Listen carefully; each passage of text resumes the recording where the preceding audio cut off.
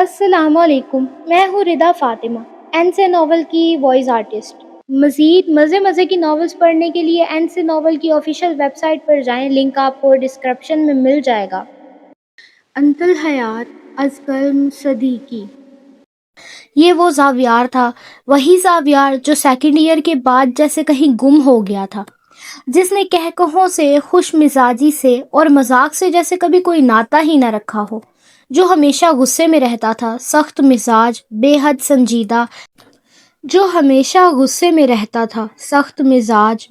سنجیدہ، جس کے چہرے پر مسکراہٹ آ جائے تو یہ نعمت غیر مترکبہ کہلاتی تھی۔ وہ زاویار جس کے چہرے پر سنجیدگی کی ایک تہ جمی رہتی تھی، جس کے لہجے میں ہمیشہ کرواہٹ ہوتی تھی، جس کی آنکھوں میں غصہ، دل میں خفگی اور مزاج میں سختی بسی ہوتی تھی۔ زاویار نے تو ہنستے ہنستے جینا ہی چھوڑ دیا تھا، اس کے دل میں جیسے خوشی کی کوئی جگہ باقی نہ بچی تھی۔ دنیا سے، جذبات سے اور لوگوں سے خود کو الگ کر چکا تھا وہ، بس اگر کسی کی خوشی کے لیے اسے پرواہ تھی تو وہ تھے اس کے بھائی۔ کیا ہوا؟ ایسے کیا دیکھ رہے ہو؟ زاویار نے امن کو ایسے خود پر تکتے پایا تو چونک کر پوچھا۔ نہیں، کچھ نہیں، خیر وٹ ایور، جا رہا ہوں میں۔ اچانک اسے احساس ہوا تھا وہ بہت ہی کوئی بچکانہ حرکت کر چکا تھا۔ عجیب، امن نے ناگواری سے کہا۔ ہاں، تم نا بہت عجیب ہو، میں تمہیں کہہ رہا تھا۔ زاویار نے شانے اچکائے ہوئے کہا۔ وٹ ایور، امن نے تیور بدلتے ہوئے کہا۔ یہ آج کل تمہارے منہ سے بہت وٹ ایور نہیں نکل رہا؟ وٹ ایور، امن نے تیز نظروں سے گھورتے ہوئے کہا۔ رکو، ابھی بتاتا ہوں تمہیں۔ وٹ ایور، امن نے تیز نظروں سے گھورتے ہوئے کہا۔ رکو، ابھی بتاتا ہوں تمہیں۔ وٹ ایور، وہ اتراتا کہتا تیزی سے اپنے کیبن کی طرف بڑھ گیا۔ امن نے کچھ پل اسے جاتے دیکھا، پھر بے ساختہ اس کے لبوں پر ایک ہلکی سی مسکراہٹ ابھری۔ زاویار میں جو تبدیلی امن دیکھ رہا تھا وہ معمولی نہیں تھی۔ یار، یہ ایسے کپڑے پہن کر آتی ہے اور باس اس کو کچھ بولتے بھی نہیں، مایا نے حیات کو دیکھتے منہ بناتے زارا سے کہا۔ اب یہ جاننا ضروری ہے کہ امن کے آفس کا ایک غیر تحریری اصول ہے، یہاں صرف شلوار قمیض یا مکمل باوقار لباس پہننے کی اجازت ہے، نہ کوئی شارٹ فراک، نہ کوئی اسکرٹ، نہ فیشن کی بے جا نمائش۔ امن کو ایسے لباس سے شدید چڑ تھی، لڑکی ہو یا لڑکا، ہر کسی کو اس نے برابر کا ڈسپلن سکھایا تھا۔ یہی وجہ تھی کہ لڑکیوں کے لیے بھی کوٹ پینٹ یا سادہ شلوار قمیض کا پابند اصول لاگو تھا۔ کوئی سر پھرائی کرے تو اس کا اگلا دن آفس کے باہر ہوتا۔ مگر حیات، جس کے آفس میں آئے ہوئے ایک مہینہ گزر چکا تھا اور اس نے شاید ہی کوئی دن شلوار قمیض میں گزارا ہو، ہمیشہ رنگ برنگی شارٹ فراک میں، کبھی اسکرٹ تو کبھی ٹاپ پہنے، کھلے بالوں اور بے پرواہ ہنسی کے ساتھ وہ آفس میں داخل ہوتی۔ اور حیرت تو اس بات کی تھی کہ امن نے اسے ایک بار بھی روکا نہیں، نہ ہی کبھی کوئی تبصرہ کیا۔ مایا کی آنکھوں میں حسد کی چمک اور سوالوں کی تپش تھی۔ پتہ نہیں، پوچھو اس سے۔ میں نہیں پوچھ رہی، تم خود پوچھو، باس کو بتا دی تو، مایا نے کہا۔ ارے نہیں بتائے گی، تم پوچھو تو صحیح، زارا نے کہا۔ اچھا سنو، مایا نے حیات کو مخاطب کیا۔ بولو۔ حیات لکھنے میں مصروف تھی، بنا نظریں اٹھائے جواب دیا۔ تمہیں باس نے ایسے کپڑے پہن کر آنے سے منع نہیں کیا؟ نہیں، کیوں؟ ان کپڑوں میں کیا برائی ہے؟ اس نے ناسمجھی سے جواب دیا۔ اس وقت بھی وہ پینا فور فراک میں ملبوس تھی، ہلکی گلابی رنگت کی فراک جو سفید شرٹ پر پہنی گئی تھی، ساتھ ہی اس نے بال کھول رکھے تھے اور ان سیاہ ریشمی بالوں میں لگا ننھا سا بو اور کندھے پہ لٹکا ہوا چھوٹا سا بیگ ہمیشہ کی طرح آج بھی وہ منفرد انداز میں تیار ہو کر آئی تھی۔ لیکن پہلے دن کے بعد سے ہر روز اس کی ڈریسنگ چھوٹے بچوں جیسی معصوم لگتی تھی، کبھی پینا فور فراک، کبھی رنگ برنگے ہیئر کلپس تو کبھی ننھے سے بیگ کے ساتھ آفس آنا۔ ہر بار اس کی صورت اور انداز اتنے کیوٹ اور دل موہ لینے والے ہوتے کہ دیکھنے والا پل بھر کو الجھ سا جاتا، یوں لگتا جیسے وہ بڑی ہو کر بھی بچپن کی حدوں سے باہر نہیں نکلی۔ مایا نے جھنپ کر کہا۔ نہیں، وہ بس ایسے ہی پوچھ رہی تھی، حیات نے سرسری سے لہجے میں کہا۔ اچھا، مایا نے زارا کی طرف منہ کر کے دھیمی آواز میں کہا۔ دیکھا، باس نے اسے کچھ نہیں کہا کپڑوں کے بارے میں؟ زارا نے ہاں میں سر ہلایا۔ اب تو پکا یہ باس کی کچھ لگتی ہے اور باس کی اس کے سامنے چلتی نہیں ہے۔ زارا نے حیرت سے سر ہلاتے ہوئے کہا۔ ہاں لیکن نتاشا بھی تو ہے نا یہاں، وہ بھی تو باس کی کزن ہے، اور باس نے اسے بھی منع کیا تھا شارٹ فراک پہننے سے۔ ہاں، اور صرف منع ہی نہیں کیا تھا، غصے سے کہا تھا۔ ہاں ایگزیکٹلی یار، باس نے مجھے بھی صاف کہا تھا، مجھ سے تو کہا تھا کہ اگر ایسے کپڑے پہن کر آنا ہے تو آنے کی ضرورت ہی نہیں ہے، زارا نے منہ بناتے ہوئے کہا۔ مایا نے بے یقینی سے کہا، وہی تو، لیکن باس اسے کیوں کچھ نہیں بول رہے، کیوں؟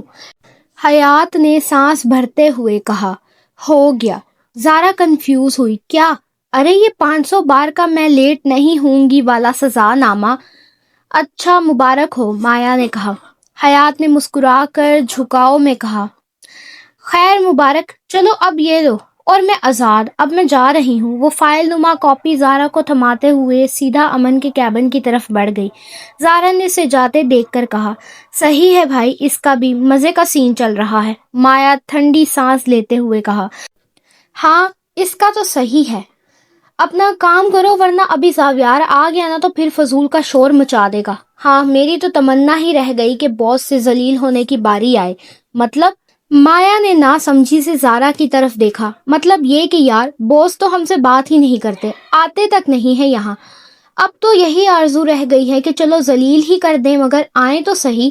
مایا نے ہنستے ہوئے کہا، سچ کہہ رہی ہو، کم از کم آواز تو سننے کو ملے ان کی، ورنہ تو ایسا لگتا ہے جیسے ہم ہوا میں کام کر رہے ہیں۔ زارا نے مصنوعی آنکھیں مٹکاتے ہوئے کہا، باس ایک بار آ کے کہیں، یہ کیا پہن رکھا ہے زارا یا مایا؟ یہ کیا چل رہا ہے ادھر؟ باتیں کرنے آتی ہو یا کام؟ کم از کم یوں لگے کہ ہم بھی نظر آتے ہیں۔ مایا نے کہا لگا کر کہا، اوہ ہو، تم تو بڑی اٹینشن سیک کر نکلی یار۔ زارا نے شرارتی انداز میں کہا، اور تم تو نہیں ہو؟ تمہیں کیا لگتا ہے وہ ہر صبح لپسٹک لگا کر آنا، نئے کلچ دکھانا میں نہیں جانتی؟ چپ کر، کہیں زاویار نے سن لیا تو پھر واقعی ذلیل ہونا پڑ جائے گا۔ زارا نے چپ ہو کر نظریں جھکاتے ہوئے کہا، ہاں لیکن دل تو چاہتا ہے کہ وہ آ جائے اور صرف ہمیں دیکھ لے۔ دونوں ایک لمحے کو خاموش ہو گئی اور پھر ہنستے ہوئے دوبارہ کام میں لگ گئیں۔ حیات نے اپنے محسوس انداز میں دروازہ زور سے کھول کر اندر آتے ساتھ کہا، یہ کون سا طریقہ ہے؟ امن نے سر بصری انداز میں بنا نظریں اٹھائے کہا، کون سا؟ یہ کیا؟ امن نے بے ساختہ پوچھا۔ اب سے آپ بھی اگر لیٹ آئے نا تو میں بھی آپ سے 500 بار لکھواؤں گی۔ اب میں لیٹ نہیں ہوں گا، حیات نے غصے سے کہا۔ امن نے پلکیں جھپکائیں جیسے اسے اپنی سماعت پر شبہ ہوا ہو۔ میں کب لیٹ ہوتا ہوں؟ حیات نے مسکرا کر گردن تھوڑی سی ٹیڑھی کی، بس بیٹا اب یاد رکھیے گا۔ امن نے کرسی سے ٹیک ہٹا کر سیدھے بیٹھتے ہوئے سنجیدگی سے کہا، ایک منٹ، باس میں ہوں یا تم؟ حیات نے گردن اکڑائی، ہلکی ہنسی روکتے ہوئے بولی، جو بھی ہو باس کی اسسٹنٹ تو ہوں نا۔ اور میں بھی پوچھوں یہ کیا حرکت ہے؟ حیات نے آنکھیں سکیڑ کر شکی نظروں سے اسے دیکھا۔ کیا اب یہاں کھڑے ہونے پر بھی لکھنا پڑے گا 500 بار؟ چہرے پر واضح بیزاری تھی۔ امن نے ہلکے انداز میں نفی میں سر ہلایا، میں یہاں کھڑے ہونے کی بات نہیں کر رہا۔ تو؟ حیات نے سوالیہ نظروں سے دیکھا۔ تو؟ امن نے بھی اسی انداز میں دہرایا۔ کیا؟ اب کی بار حیات کا لہجہ ذرا سا دب گیا تھا۔ کل کیوں نہیں آئی تھی؟ آپ بار بار کال کیوں کر رہے تھے؟ پہلے میں نے جو پوچھا ہے اس کا جواب دو۔ حیات نے بھویں اچکائیں جیسے کسی چلاک وکیل نے جرح کا رخ موڑ دیا ہو۔ اس سے پہلے آپ میرے سوال کا جواب دیں۔ دل کر رہا تھا میرا، سرد لہجے میں جواب دیا گیا۔ وہ تھوڑا سا چونکی، پھر لہجہ وہی شوخ مگر نرم تھا، تو میرا بھی دل کر رہا تھا۔ وٹ ایور، امن نے رخ موڑ کر جیسے بات ختم کر دی۔ زیادہ آپ زاویار کی زبان نہیں بولیں، وہ ہلکی خفگی بھرے لہجے میں بولی۔ او ہاں، زاویار سے یاد آیا، وہ کہتا اپنی جگہ سے اٹھا۔ حیات نے پلکیں جھپکائیں۔ کیا؟ وہ آہستہ آہستہ اس کے قریب آیا۔ بھکاری لگتا ہوں میں تمہیں؟ اس نے مدھم مگر گہرے لہجے میں کہا۔ آنکھیں اس کی آنکھوں پر تھیں۔ نہیں تو کس نے کہا؟ حیات نے فوراً نظریں چرائیں اور آہستہ سے پیچھے ہٹتے ہوئے بولی، آواز میں دفع بھی تھا اور انکار بھی۔ امن نے نظریں ٹکائے رکھی تھی، قدم دوبارہ اس کی طرف بڑھائے۔ تو کیا تم نے ویسا کچھ نہیں کہا؟ نہیں، بالکل بھی نہیں، میں بھلا ایسی کوئی بات کیوں کہوں گی؟ اس نے 2 قدم اور پیچھے لیے۔ آواز کی کپکپاہٹ بتا رہی تھی کہ وہ گھبرا تو نہیں رہی تھی، مگر وہ اس کی قربت سے ناواقف ضرور تھی۔ امن نے ایک گہری سانس لی اور اس کے قریب آتے ہوئے نرمی سے کہا، دیکھو سوچ لو۔ ہاں سوچ لیا۔ وہ تیزی سے پیچھے ہوئی، لیکن اسے اندازہ نہیں تھا کہ اس کے پیچھے رکھا میز اب اس کی راہ میں رکاوٹ بن چکا تھا۔ پاؤں اچانک ٹکرایا، توازن بگڑا اور اگلے لمحے وہ نیچے فرش پر جا گری۔ تھوڑی سی اندھی ہو کیا تم؟ امن کا لہجہ بظاہر غصے بھرا تھا، مگر اس کی آنکھوں میں ایک جھلک پریشانی کی بھی تھی، جیسے دل نے گھبرا کر لفظوں پر سختی کا پردہ ڈال دیا ہو۔ حیات نے نیچے سے ہی تیوریں چڑھائی، اندھی میں نہیں ہوں، آپ ہیں۔ امن نے ہلکی حیرت سے پلکیں جھپکائی، اچھا، اور وہ کیسے؟ الٹی سیدھی جگہوں پر ٹیبل رکھ دیتے ہیں آپ لوگ، اس نے خود کو سنبھالتے ہوئے جھٹ سے کہا۔ اب آپ ہی بتائیے یہ کون سی جگہ ہے میز رکھنے کی؟ امن نے ہاتھ باندھ کر اسے دیکھا، جیسے کسی معصوم مجرم کو سن رہا ہو، پھر مصنوعی حیرت سے بولا، اوہ اب اس میں بھی میری ہی غلطی ہے؟ جی بالکل آپ کی ہی غلطی ہے، گردن اونچی غرور سے لبریز لہجے میں بولی۔ اور ہاں کہا تھا میں نے آپ کو بھکاری، حیات نے دونوں بازو سینے پر باندھ کر فخر سے گردن اونچی کرتے ہوئے کہا۔ جو کرنا ہے کر لیں، حیات نہیں ڈرتی آپ سے، امن نے ذرا جھک کر اس کی آنکھوں میں آنکھیں ڈال کر کہا۔ وہ قد میں امن سے تھوڑی چھوٹی تھی، جس کی وجہ سے امن کو اس کی آنکھوں میں دیکھنے کے لیے جھکنا پڑا۔ اچھا نہیں ڈرتی؟ بالکل بھی نہیں، وہ نظریں جھکا گئی۔ سوچ لو، وہ آہستہ سے بولا، آنکھوں میں ایک منی خیز چمک تھی۔ حیات نے پلکیں جھپکائی، پھر سنجیدگی سے نظر اٹھا کر کہا، واٹ از دس بیہیویئر؟ ہر بار میں ہی کیوں سوچوں؟ آپ بھی تو سوچا کریں کبھی کچھ۔ امن بے اختیار مسکرا دیا، او ہاں میں تو بھول ہی گیا، ابھی تو مجھے نیا ملک بھی بنانا ہے نا، تو سوچنا تو پڑے گا۔ وہ بات مکمل کر کے ذرا سا پیچھے ہوا، جیسے اپنی ہی بات پر مذاق محسوس کر رہا ہو، اور حیات نے آنکھیں مٹکاتے ہوئے رخ موڑ لیا۔ کبھی کبھی لگتا ہے آپ کی عقل چھوٹی پڑ گئی ہوئی ہے، وہ بڑبڑائی۔ نہیں ابھی ملک بنانے میں مصروف ہے، امن نے فوراً لقمہ دیا۔ حیات نے سامنے پڑی کرسی کی طرف اشارہ کیا، جیسے تخت شاہی دکھا رہی ہو۔ وہ رہی آپ کی کرسی، جائیں وہاں بیٹھ کر آرام سے سوچئے، شاید کچھ سمجھ آ جائے۔ امن نے ہنکار بھرا، جیسے بے اختیار ہنسی جھلکنے کو ہو، کیسی پاگل لڑکی ہو تم۔ حیات نے گردن اکڑائی، ایک ادا سے مسکراہٹ دباتے ہوئے بولی، اور آپ اس پاگل لڑکی کے باس، مہا پاگل۔ امن نے دونوں ہاتھ میز پر رکھے، تھوڑا جھک کر سنجیدگی سے، جیسے کوئی اعلان کر رہا ہو، تمہیں پتہ بھی ہے تم امن جنید خان کو پاگل کہہ رہی ہو، دی بلیک روز کمپنی کے مالک کو۔ حیات نے پلکیں جھپکائیں، تو یہی امن جنید خان دی بلیک روز کے آنر بھی تو مسٹر صدیقی کی بیٹی حیات صدیقی کو پاگل کہہ رہے ہیں۔ امن نے سر جھٹک کر کہا، لگتا ہے صبح دوا ہلا کے پینا بھول گئی ہو۔ حیات نے آنکھیں سکیڑی، کون سی دوا؟ او ہاں بھول گیا تھا میں، وہ مصنوعی یاد دہانی کے انداز میں بولا۔ تمہیں تو ابھی سائیکولوجسٹ کے پاس لے کر جانا ہے، حیات نے ہونٹ بھینچ کر کہا۔ کیوں؟ آپ اکیلے جا کر اپنا علاج کیوں نہیں کروا لیتے؟ اسی لمحے دروازے پر ہلکی سی دستک ہوئی۔ آ جائیں، امن نے کہا۔ دروازہ کھلا اور نتاشا اندر داخل ہوئی، ہاتھ میں نیلے رنگ کی فائل لیے۔ باس یہ فائل؟